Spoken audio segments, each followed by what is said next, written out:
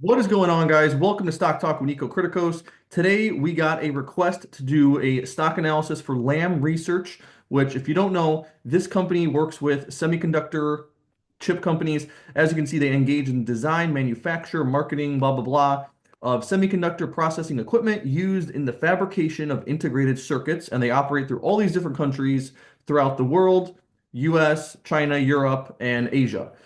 The market cap for this company is $97 billion, so a pretty decent sized company, and they pay a 1% dividend yield. So if we take a look at the numbers for this company, we can see that last couple of years of revenue has been overall good in the right direction, right? They've averaged 9% growth in the last 5 years.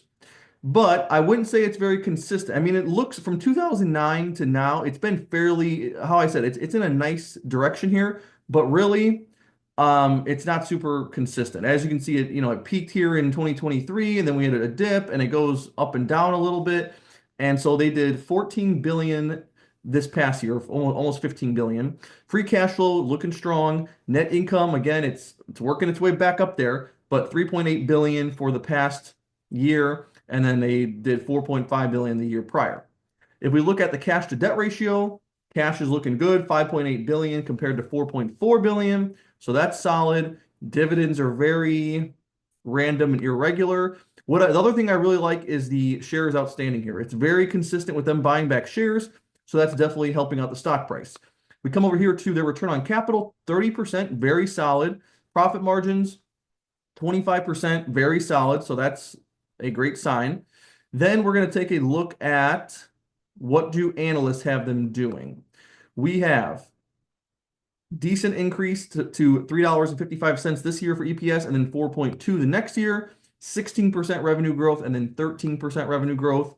So right off the bat, I would want to, for a company growing at that clip and doing these numbers, I would say with those margins in this industry, I would say maybe 30 times earnings, 35 times earnings, maybe even 40 times earnings. So we'll say 35. So let's say 35 times this year's projected earnings puts the stock at 125. And as you can see, that's much higher than where the stock is actually trading at right now. Now, just to get a more accurate reading on this, let me double check. 3.8 billion for this year. Trailing 12 months should now be the same. No. Okay, never mind. Trailing 12 months is now bigger. So as you can see, how I said, they peaked in the end of 2022 here, and it went downhill up until pretty much Q4 of 23. Then last 4 quarters has shown a nice consistent improvement every quarter. And a year ago, they had trailing 12 months of 3.4 billion for net income. Now we're up to 4. So things are looking much better. But what I wanted to do here was take the market cap, $97 billion, divided by trailing 12 months of 4. You're paying 24 times earnings. That's not bad at all. That is not bad. Now, let's compare this to where it normally trades. And as you can see, the average is somewhere around 18. So really, I'm actually surprised. That's not for all the stocks that I look at in the market.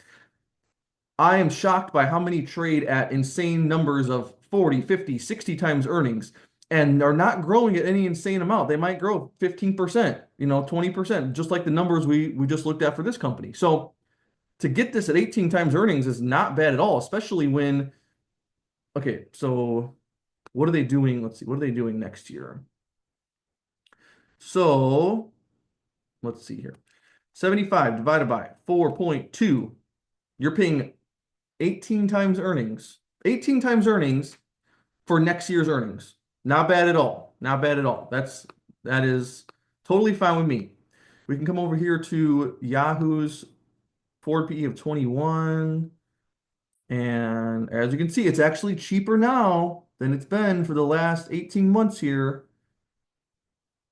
For the most part, yeah, it's on the cheaper side right now. The stock was down slightly today. Let's see. I mean, yeah, look at where it was in the summer, $112.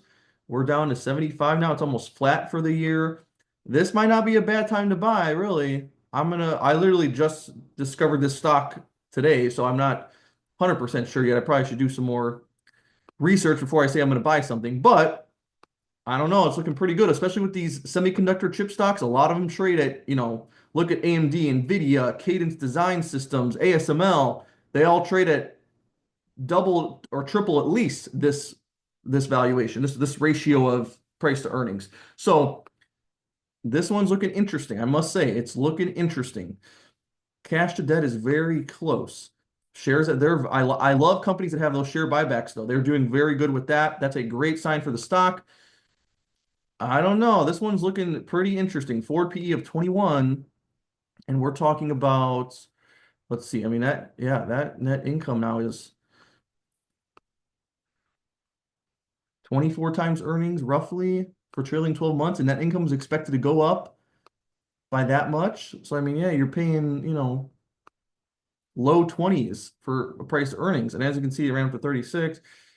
We had that, but I mean, I would say it's more like 16 might be the bottom for this. But honestly, I'd be comfortable buying at like 20, 20, 21, and that's pretty much where we're at right now on a forward basis. So if I were to this one, honestly, if I had to make a decision right now, I would say buy. I would say buy it at least. I mean, I always like starting off with smaller positions, so I wouldn't buy it, a huge chunk of it. But here, let's see. I'm gonna buy one share just to put this on just to put it on my radar. And then tomorrow we will see. We will see if I want to make this into a real big position or anything, but it's interesting. So I'm going to give this the thumbs up. I like this one. Thank you for watching, and I will see you in the next video.